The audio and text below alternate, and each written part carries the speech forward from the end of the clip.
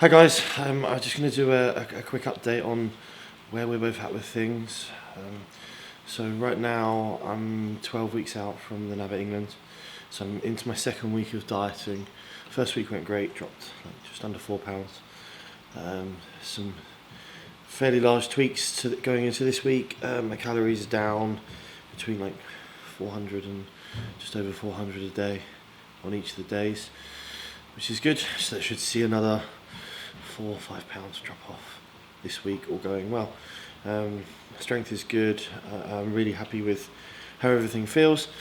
I'd quickly just go through how we're still going to continue to train, which is still kind of like a low volume orientated setup, which is still always going to be my preference. You're still never going to see us do 4, 5, 6 work sets on an exercise. Even though my overall sets for the session have increased, I still strongly believe doing that many sets on a given exercise really doesn't allow you to put all your intensity into each of those sets, as opposed to if you start to change the exercises to accumulate your total number of sets for a session.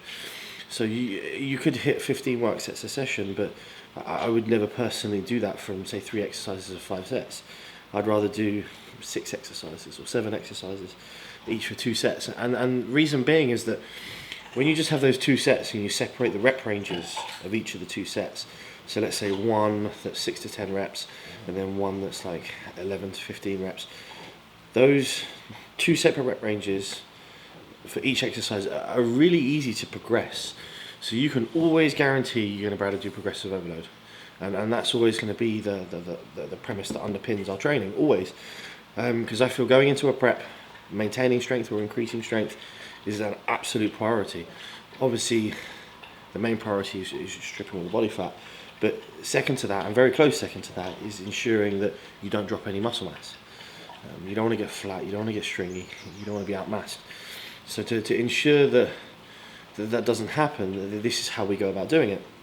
So when I see someone do 6, 7 sets, I scratch my head a little bit, and it confuses me as to what they're getting from those additional work sets in terms of from like a progressive overload perspective, because you cannot progress all 6 sets on an exercise. So let's say I do everything, I do 6 sets of squats, and then the next time I come to do my 6 sets of squats again, trust me, you will not beat your numbers for all 6 sets. It is not possible. This is why I drop it back to 2 sets, because I've tried. So whereas if I were to do my 2 sets on squats, then I do 2 sets on leg press, and then I do 2 sets on Smith squat, I will beat all of those numbers. So I've done 6 sets total, but I've just, through varying those exercises and keeping the rep ranges separate, I can guarantee that I'll hit progressive overload. So I'll break down how our 2 leg sessions look for the week at the moment. So initially, let's say the first one of the week is quads as the main exercise and hamstrings as the secondary. So we'll do 10 sets for quads and then maybe 5 sets for hamstrings, 6 sets for hamstrings. So we're totaling about 16 sets for the session. But for the 10 quad sets, that'll be 5 exercises of 2 sets. So today, for example, I'll do 2 sets of leg extension, 2 sets of leg press, 2 sets of Smith squat, 2 sets of sissy squat, 2 sets of adductor machine. That's my 10 sets. And then for my hamstrings, I'll do 2 sets of standing curl, 2 sets of lying curl, and then my next couple of sets will come from either glute bridges or reverse hypers, just for extra glute work. And those are my 6 sets. The 10 sets for quads today will all be 6 to 10, and then maybe 8 to 12. Those will be my 2 rep ranges that I'll work in.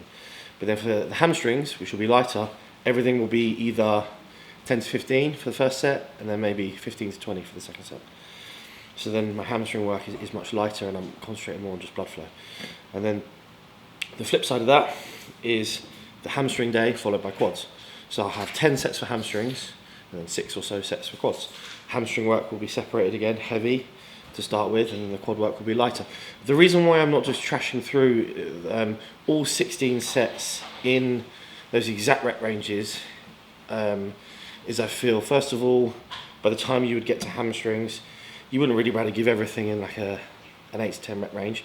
So from like a CNS perspective, taking that pressure off yourself and progressing in those higher rep ranges allows you to make progressions over a long period of a prep. So I know 12 weeks down the line when I'm battered that once I've done quads, I'm like, cool, I now don't have to go so heavy on my hamstrings at the end of it, and I know I'm going to be able to beat the numbers. I mean, they're still just as taxing because regardless, it's progressive overload, it's failure, it's pushing your body to places it hasn't been before. So you're always going to be able to facilitate growth through that way, but it's just about how you go about it.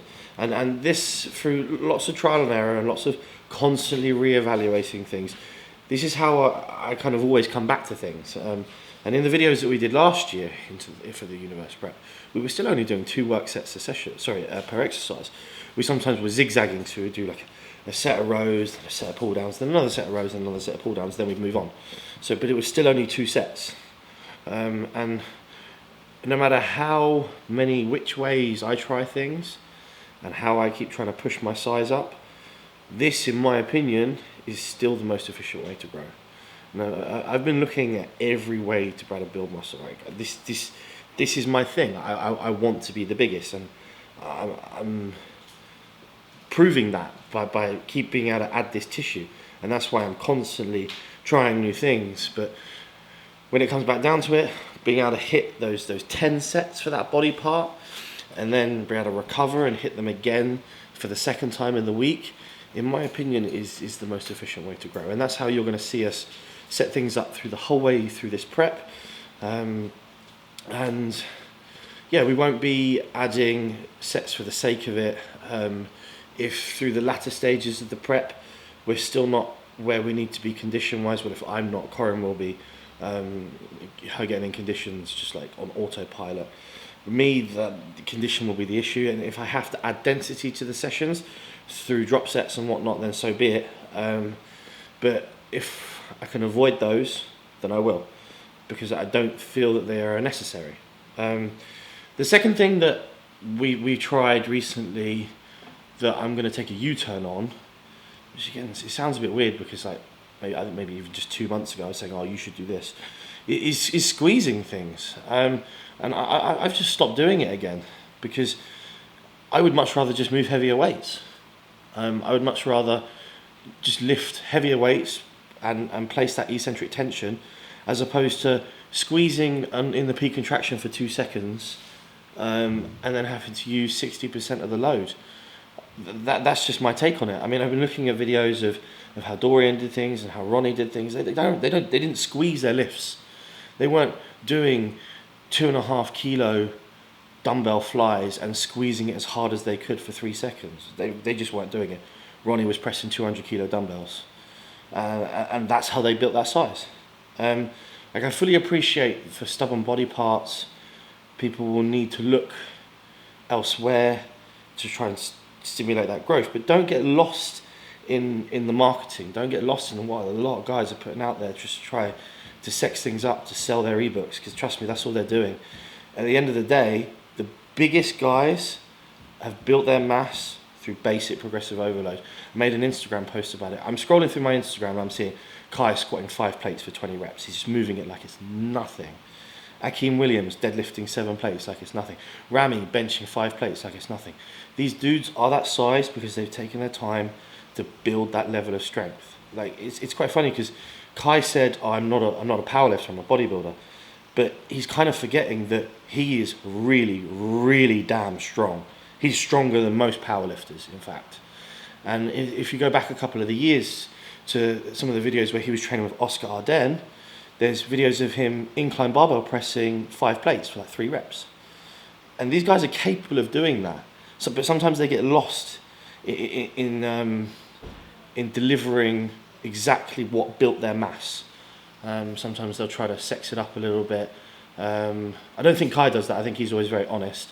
But there's certainly a few that when they're looking to sell their ebooks, that will try to make things sound a lot more technical than they need to be. So like I said, keep it simple, 2 work sets, separate the rep ranges, total of 10 sets for a body part, maybe combine 2 body parts in a session so your total session volume is high enough to warrant a decent amount of food, and that's it, you're there. There's your training program. That's all it needs to be, guys. It doesn't need to be anything more than that. And then just focus on training really fucking damn hard, and you will build the tissue. I can promise you that. So that's how we're going to do things, and I hope you enjoy this prep journey with us, and I'll keep you updated as I go. Cheers.